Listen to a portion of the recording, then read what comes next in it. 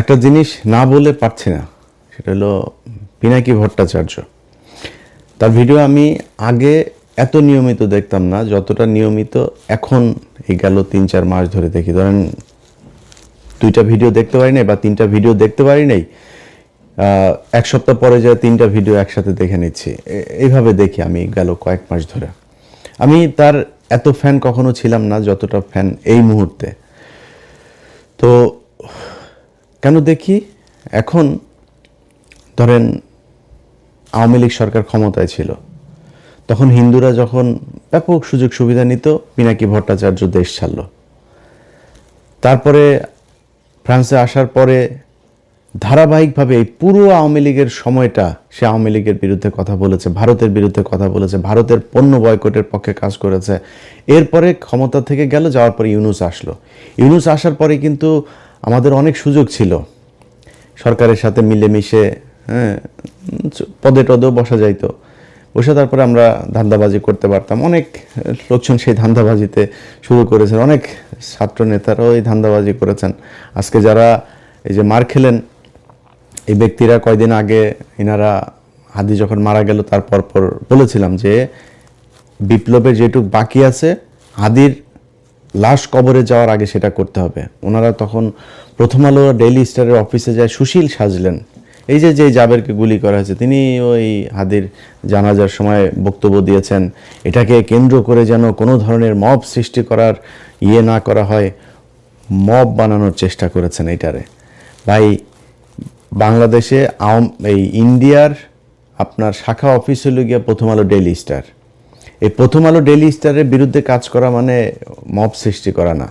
32 নম্বরে বসে বাকশাল তৈরি করা হয়েছে, 32 নম্বরে বসে পরিকল্পনা করা হয়েছে মানুষকে না খাইয়ে মারার, দুর্ভিক্ষে 27 লাখ মানুষকে হত্যা করা হয়েছে, 15,000 জাসদের নেতাকর্মীকে হত্যা করা হয়েছে এই 32 নম্বরে বসে পরিকল্পনায়। সো এটা হচ্ছে একটা অভিশপ্ত বাড়ি।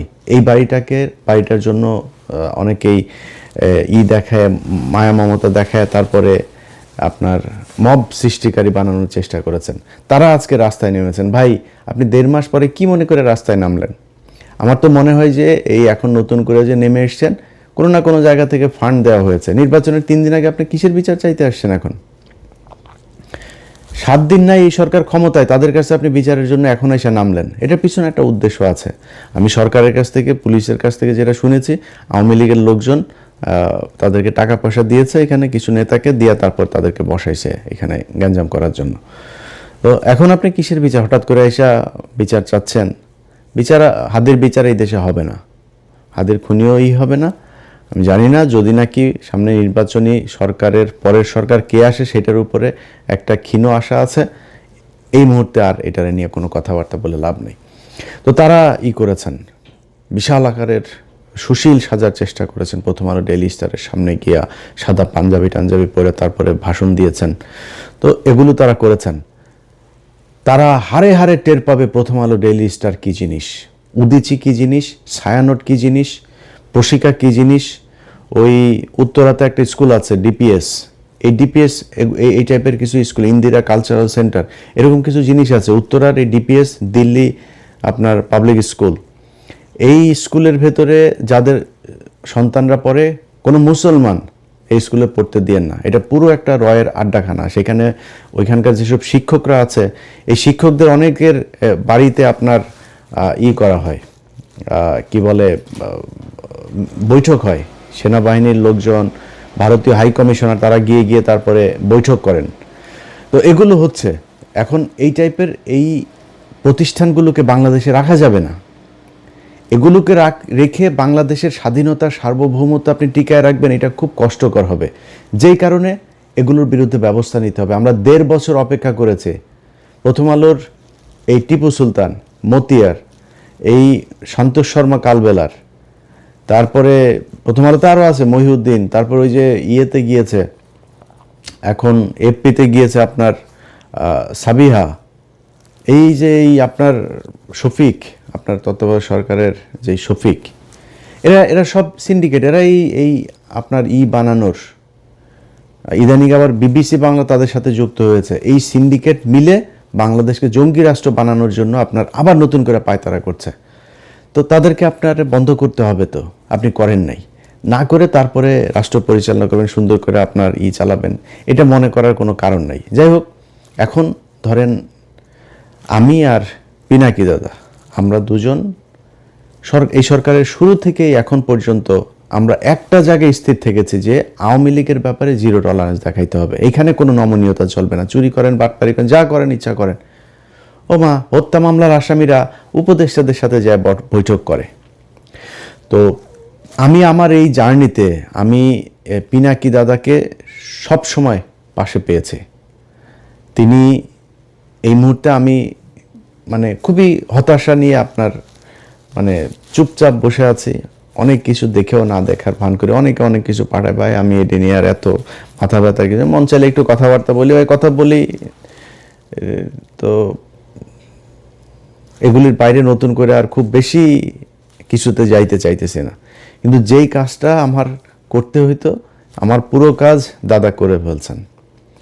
সো যেই কারণে যারা দাদার ভিডিও দেখেন, আমার সাবস্ক্রাইবার যারা আছেন, দুইটা মানে আমাদের তো কমন আপনার ওনার আমার ইউটিউবে সাবস্ক্রাইবারও প্রায় সমান সমান। সো ওনার ভিডিও যারা দেখেন, আমার ভিডিও তারা দেখেন, আমার ভিডিও যারা দেখেন, ওনার ভিডিও তারা দেখেন। আমার সাবস্ক্রাইবার যা আছে সবাইরে বললাম আপনারা ওইখানে চলে যান, ওইখানে গিয়ে দাদার ভিডিও দেখেন। দাদার কথাবার্তা যেটা, ওইটা মনে করবেন আমার ভাষা। উনি আমি যা বলতে চাই, আমার কথাগুলি উনি কেমনে যেন বলে দেয়। আমি গত 3-4 মাসে বিচার কারণে বিগ ফ্যান হয়ে গিয়েছি তার। মানে আমার অনেক কথা আছে, যে কথাগুলি একদম হুবহু সেই কথাগুলো তার মুখ দিয়ে বের হচ্ছে। তো এই যে ভিডিওগুলো করছেন, এই ভিডিওগুলো করার কারণে তার বিরুদ্ধে এখন নতুন করে তাকে জামাতের আমির টামির, ধরেন আজ থেকে 6 মাস 1 বছর পরে আমারও অনেকের সাথে কথা হইলে তারপরে তারা বলতো যে ভাই উনি তো হিন্দু মানুষ, ওনার ব্যাপারে একটু সন্দেহ হয়। তো আমি বলতাম যে ভাই দেখেন, উনি তো হিন্দু হইলেও উনি যে কাজগুলো করছেন সেই কাজগুলো তো গুরুত্বপূর্ণ। উনি যতদিন কাজ ঠিক করবেন ততদিন আমাদের ওনারে নিয়ে সন্দেহ টন্দেহ করার তো কিছু নাই। যেদিন লাইন থেকে বিচ্যুত হবে সেদিন আমরা নিজেরাই কথা বলবো, সমস্যা কি।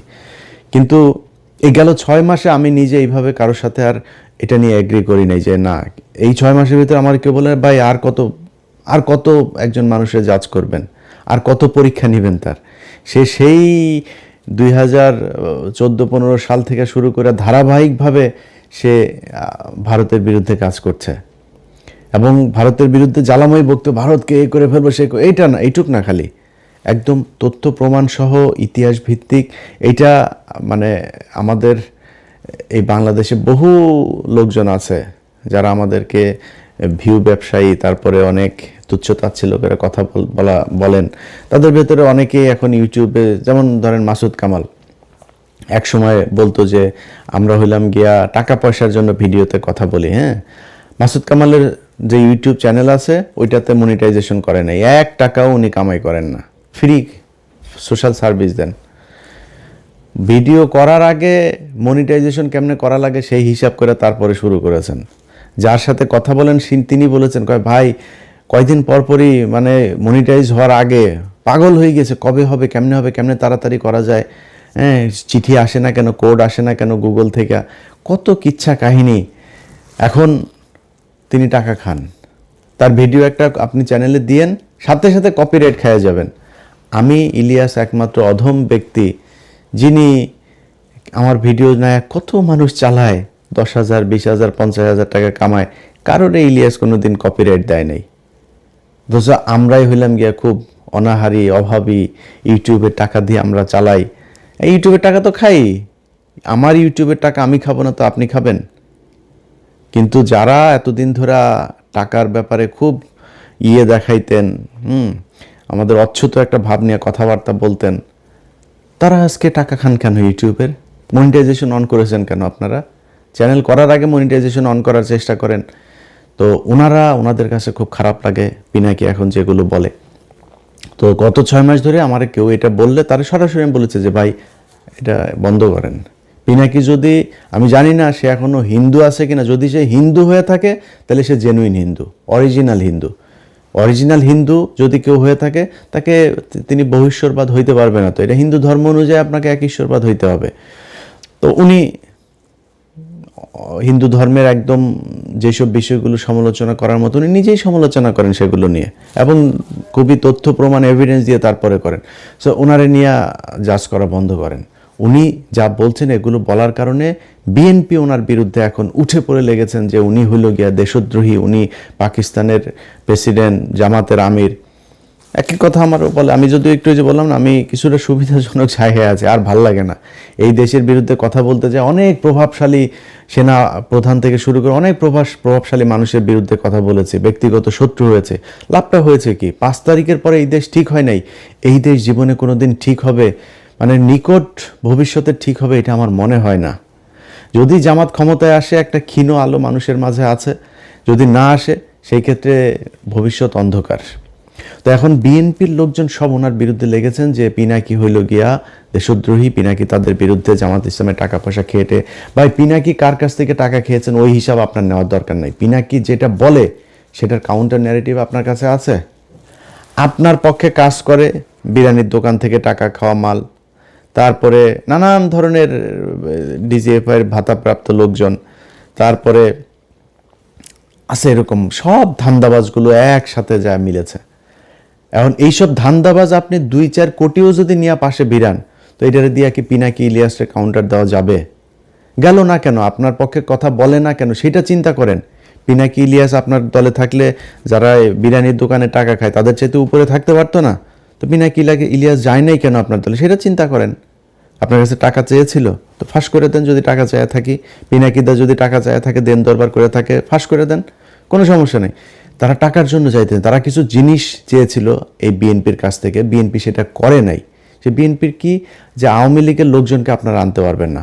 ওনাদের এখন মিটিং মিছিলে সরাসরি ওপেনেই বলে আওয়ামী লীগ আমাদের ভাই, আওয়ামী লীগ আমাদের ভাই, ওদের মামলা, ওদের বিরুদ্ধে কোনো পুলিশ যদি হয়রানি করে থানা ঘেরাও করা হবে। এগুলো বিএনপির লোকজন বলছে সরাসরি, এগুলো আমাদের গালে জুতা মারার মতো অবস্থা।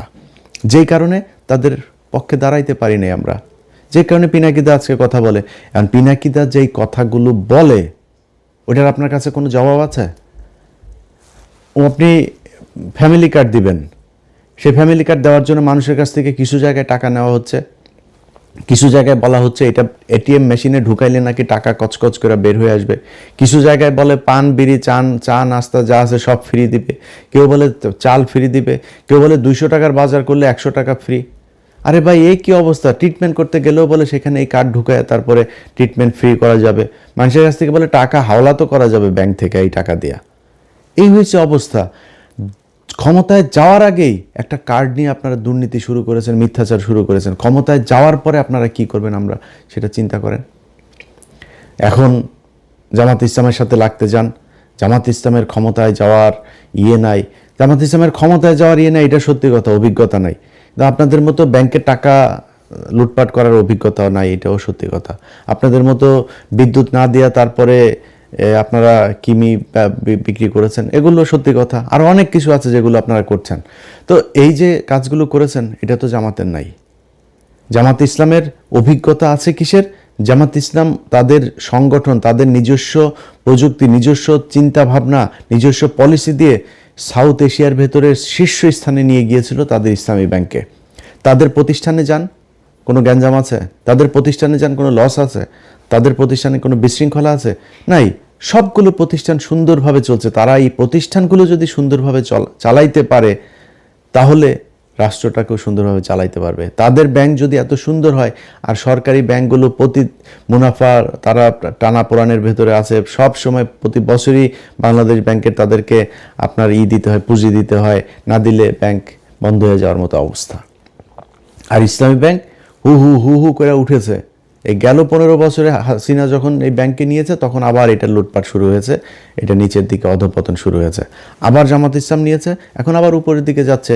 তো তারা তো এই অভিজ্ঞতা দেখিয়েছে যে সৎ যোগ্য লোকজন দিয়ে কিভাবে তাদের প্রতিষ্ঠান পরিচালনা করা হয়, ওই লোকজন দিয়ে তারা রাষ্ট্র পরিচালনা করতে পারবে। এখন আপনি কি করতে পারবেন? আপনারা যারা চাঁদা নিয়ে বহিষ্কার হয়েছে তাদেরকে দলে এনেছেন, ঋণ খেলাপি যারা, সেই খেলাপি ঋণগ্রস্তদেরকে আপনি দলে মনোনয়ন দিয়েছেন। ভাই, বিএনপির রাজনীতি এখান থেকে বের হয়ে আসতে হবে। পিনাকি আর ইলিয়াসটা নিয়ে সারাদিন গুতাগুতি করে লাভ নাই। আপনারা নিজেদের পলিসি নিজেরা চেঞ্জ করতে হবে। যেই লোকজনকে দিয়ে আপনি টাকা পয়সা নিয়ে 5 কোটি টাকা নিয়ে আপনি মনোনয়ন দিয়েছেন, সে 50 কোটি টাকা ইনকাম করবে, এটাই স্বাভাবিক। একদম মানে জাস্ট একটু সুবিধাজনক জায়গায় থাকার জন্য বললাম। 0.1% সৎ, একদম 99.9% একদম সব অসৎ। এই বিএনপিতে সব অসৎ। এখন অসৎ মানেই আবার এখানে আবার কিছু বিষয় আছে। বিএনপিতে বিশাল একটা সংখ্যা আছে যারা এন্টি ইন্ডিয়ান। বিএনপিতে অনেক ভালো কিছু মানুষ আছে, ভালো মানুষের সংখ্যা কি সেটা আমি জানি না, কিন্তু এই সরকারি টাকা পয়সা টেন্ডার নিয়ে তারপরে আমার এই কথাটা শুনে যাদের খারাপ লাগলো, আমার অনেকে বিএনপির এমপি ক্যান্ডিডেট অনেকের সাথে ভালো সম্পর্ক আছে, তো ওনাদের অনেকে কষ্ট পাইতে পারেন। ভাই আমার এই ভিডিওটা পজ দিয়া চোখটা বন্ধ করে একটু চিন্তা করেন তো, যে আপনি আগে এমপি ছিলেন বা এবার এমপি হবেন, হওয়ার পরে এই যে টেন্ডার নিয়ে সরকারি টাকা 200 কোটি টাকার একটা প্রজেক্ট থেকে 30 কোটি টাকা আপনি খাবেন না? নিজের মানে আমার গালি দেওয়ার আগে নিজের বুকের মধ্যে হাত দিয়ে চোখটা বন্ধ করে একটু জিজ্ঞেস করেন খাবেন কিনা। তা এটার মানেই তো অসৎ, এটাই বুঝাইতে চেয়েছি।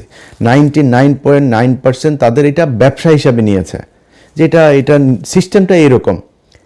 এই সিস্টেমে বাংলাদেশের রাজনীতি চালানো যাবে না, কারণ এমন একটা দল আপনাদের ঘাড়ের উপরে নিঃশ্বাস ফেলছে, যারা 1 টাকার দুর্নীতি করে না, যারা কারোর বাড়িঘর দখল করে না, যারা ঘুষ খায় না, সুদ খায় না, যারা আরেকজনের মেয়েকে দেখে ইফটিজিং করে না, যারা ওই আপনার বাড়ি করতে গেলে রড সিমেন্ট ইট দেওয়ার জন্য আপনার বাড়িতে যায় হামলা চালায় না, আপনার দোকানে গিয়ে চাঁদাবাজি করে না, সেই দলটার সাথে আপনাকে কম্পিটিশনে থাকতে হইলে আপনাকে ওইরকম কোনো একটা কিছু নিয়ে আসতে হবে। আগের পলিসি দিয়ে রাজনীতি করতে গেলে আওয়ামী লীগের সাথে নিয়ে না, আওয়ামী লীগের সাথে আরও কোনো দল যদি সাথে নেন সেগুলো নিয়েও লাভ নেই, কারণ সাধারণ মানুষ বুঝতে শিখেছে।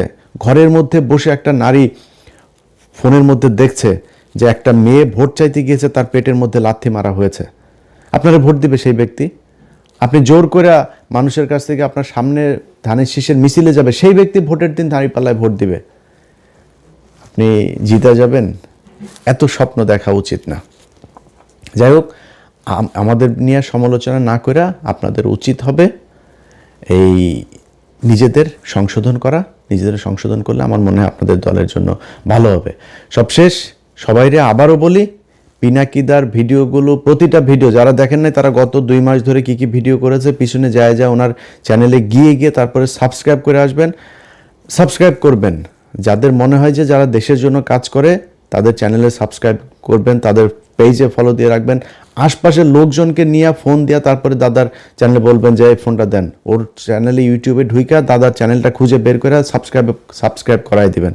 প্রথম আলোতে যদি ও 20 মিলিয়ন ইউটিউব চ্যানেলে সাবস্ক্রাইবার থাকে, ওইখান থেকে বের হবেন, বের হয়ে এসে দাদার চ্যানেলে ঢুকবেন।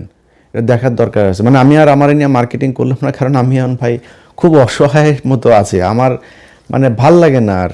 এই গত 13 বছরে যা দেখলাম, কত মানুষকে ফেরেস্তার মতো মনে করতাম, শালা সব মালখোর।